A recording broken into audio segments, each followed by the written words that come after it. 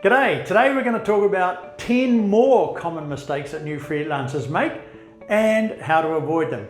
There's actually quite a few mistakes that people can make, so we're just going to keep on and try and address as many of them as we can. You know, making mistakes as a new freelancer is actually just part of the learning curve. Nobody becomes a freelancer one morning, lands a bunch of new high-paying clients, kicks out $10,000 in a week and spends the rest of the month drinking mojitos on some fancy white sand beach. So don't believe everything that you read. Now, when I was just getting started, a lot of things did go wrong. I was somewhat clueless about what to charge for my work, when and how to say no, when a project was getting a lot of scope creep, and how to avoid this vicious sort of feast of too much work and then famine when I didn't have enough. And look, to be honest, this may surprise you, but I actually did annoy some clients because not everybody can handle me, including me sometimes. But I lost a bit of money, I wasted a lot of time, but I tell you what, I learned a lot of things along the way. The good news is, with a little bit of advanced planning, you can head off most of these new freelancer mistakes and set yourself up for success, whether you remain a freelancer until you retire, in I don't know how many years, or you go back to corporate life, but it'll be on your own terms. Okay, I'm just going to mention one little word here, planning. Oh, I think I'll mention it again, planning. Planning. All of this bunch of mistakes can be avoided by planning in advance. Did I mention planning? Yeah, I think I might have, okay? Plan, plan, plan. You've just got to have it locked in here. Anyway, here are some of the common mistakes and what to do about them. Number one, starting off without adequate savings. Now, most financial experts will tell you you're going to need 3 to 6 months worth of living expenses and savings as a kind of an emergency fund, even if you aren't planning on starting your own freelancer business. But if you are going out on your own, then you're going to need to add startup costs to that figure because they are there and you can't get away from them. Okay, but fortunately, if you're freelancing and you don't plan on having any employees for the moment, you won't need to worry about things like paying wages or renting office space, but you will need to think about things like making sure that you've got a good laptop and it works and you've got the right programs and that you've got a dedicated place to work, because there's nothing worse than trying to find somewhere that you can be settled when it comes to working, okay, and you just can't find somebody. So do yourself a detailed budget. It's a financial plan. Oh, there's that word again. You need to have a really detailed budget, okay? The second thing, number two, is failure to define goals and then revise them. Now, the whole point of having goals is to be able to work out what you want to get out of your freelance career.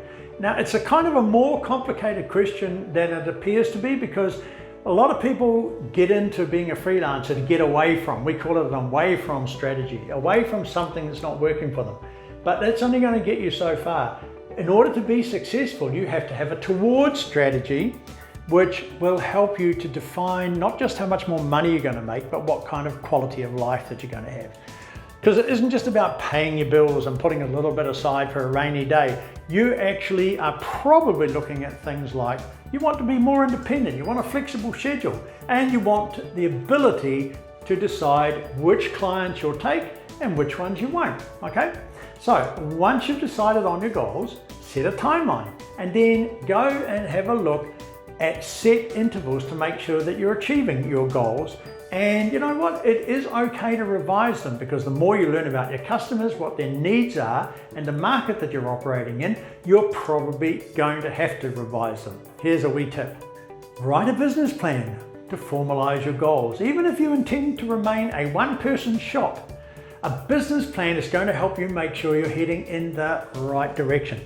It also is a really, really good reminder to take yourself and your business seriously. This is not a hobby, okay? This is serious. You're putting yourself up to do work for people and you're taking their money, okay?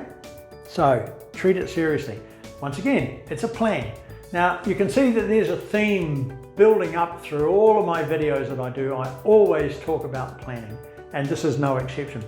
So the third thing that happens that really screws people up when they're starting their freelance business is they dive in too soon. You know, it's actually a good idea to get your freelance career off the ground, maybe while you're working in a full-time job. It enables you to try out different kinds of work, and it also enables you to find some clients and to kind of find what works best for you. The second thing is it allows you to make mistakes and to fix them without having to explain to the nice man at the electricity company that you won't be paying your bill this month. And finally, it helps with creating that kind of nest egg that you're going to need to have on hand, so when you do go out full time, you know that you've got some savings there. And the best time to be doing that is when you're actually in full-time employment. Okay, it's just a little tip, but it's really, really worth thinking about. Now, the other thing to remember is don't forget to put aside money for things like taxes and other regular payments. So you can see why the budget, aka another plan, is so useful.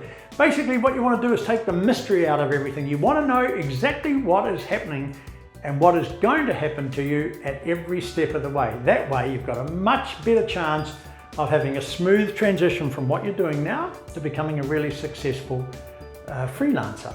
The number 4 is skipping the contract. Handshake deals can and do work, but it's always better to have a written agreement with clients. But probably not for the reasons that you think, because having a contract isn't necessarily going to help you get your money if they fail to pay, even though you've got a much better chance than if you don't have one.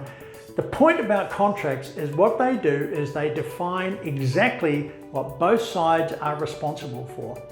And contracts help keep honest people honest, and they make sure there are no surprises down the road.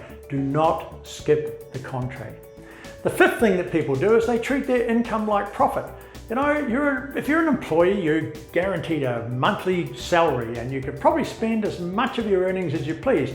But if you're your own boss, that means that your monthly income isn't fixed. Now, you also need to be responsible for overheads like business registration and tax and accounting and payment processing fees and other operational costs like that. Now, they may add up quite quickly and leave you with nothing after you get your revenue, after you get your money coming in, okay?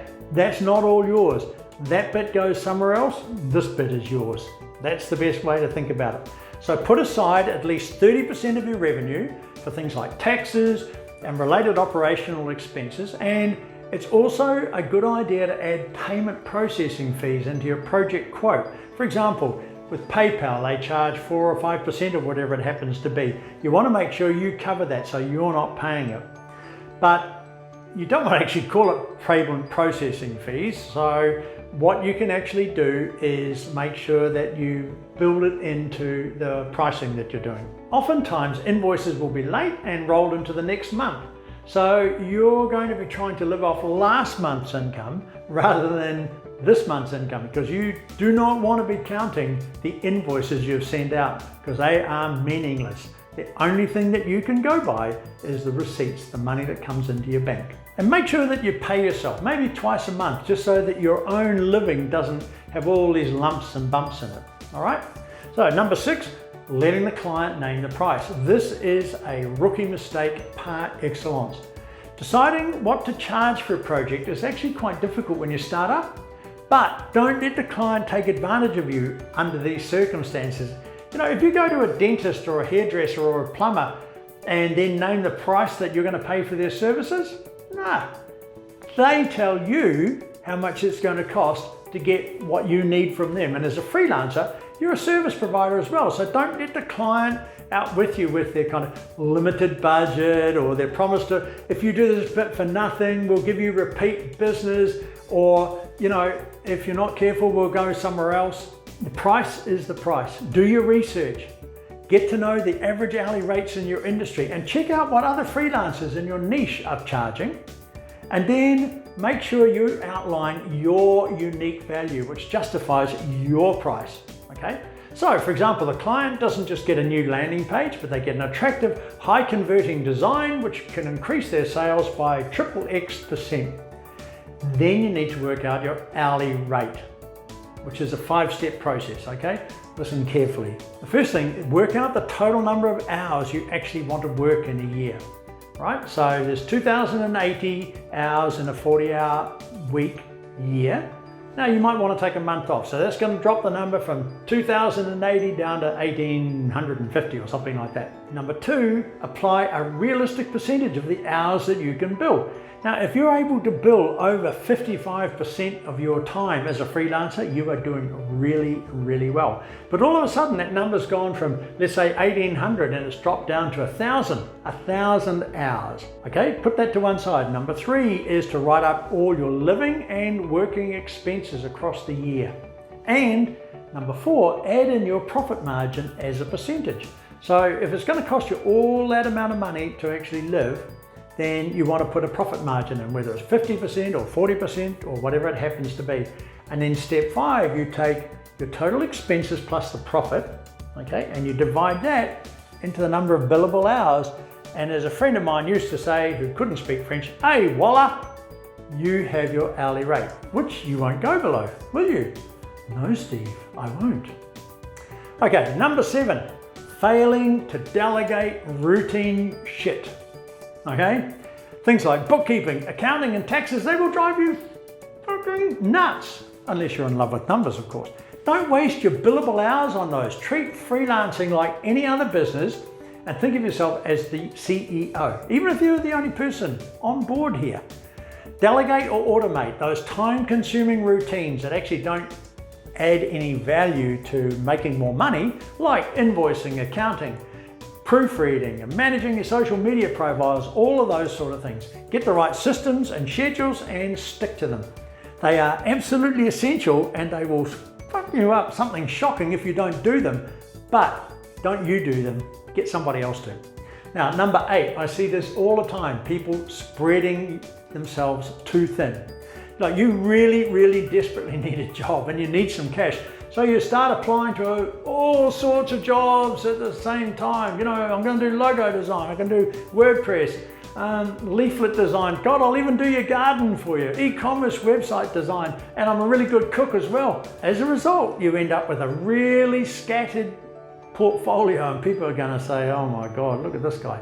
He is a jack of all trades and a master of none. There's nothing in here that shows that he can do one thing really, really well. So the way to do this is to find your own niche and then own it, because people who are generalists will actually never earn as much income as people who are specialists. Now, when you become an expert in just one niche, then you can justify premium rates and then you will be able to attract high profile clients. If you're just a generalist, nobody's going to even look at you. Number 9, which is that, saying yes to everything. And this comes hand in hand with being a generalist. Not every offer that lands in your inbox is actually worth accepting. Saying yes to everything won't actually help you grow your business faster, because what it'll actually do is crowd your schedule and it'll always leave you juggling an insane amount of low paid work. So what you want to do is carefully assess each offer and see whether or not it's a long-term commitment or maybe just a one-off task, how long it's going to take you to accomplishment, how you feel about the client and whether the project fits your niche, and would it look good on your portfolio. So you're not just picking it up and doing it because it arrived, you're actually analyzing to see whether it's a good match. And if it is a good match, then that's great. And if it's not, then you refuse the offer and don't feel bad about it. It's going to save you and the client from a lot of frustration. And the more often that you say no to projects that you shouldn't be doing, the more time and creative energy you have to invest in the ones that excite you and pay you better. Okay? Oh, and number 10, this will come as no surprise. Create a strategic business plan and use the bloody thing. Now, we've already done a few videos about that, so search back on YouTube and you'll find me going on and on and on about strategic business plans. Do one, really, seriously. Even if it's just you. In fact, you know what? Particularly if it's just you. I know I've mentioned it before, but it needs repetition. Now, you only need 4 sections, and it doesn't have to be a huge document, so your plan should just cover these 4 things: your strategy, your tactics, your schedule for getting things done, and your business model. So check out my other videos to see more on each of those important sections. And if you like this topic, we have an upcoming online course that will teach you in detail everything that you need to know to get on your feet and build a business using your skills from scratch. And the link is in the description. Don't forget to like the video and subscribe. It'll help support our channel. And if there's anything that you would like for me to talk about, drop them in the comments. Don't forget to hit the bell icon to be part of the notification squad to get notified every time we upload, because I respond to questions in the first hour. I'll see you in the next video and I'll catch you later.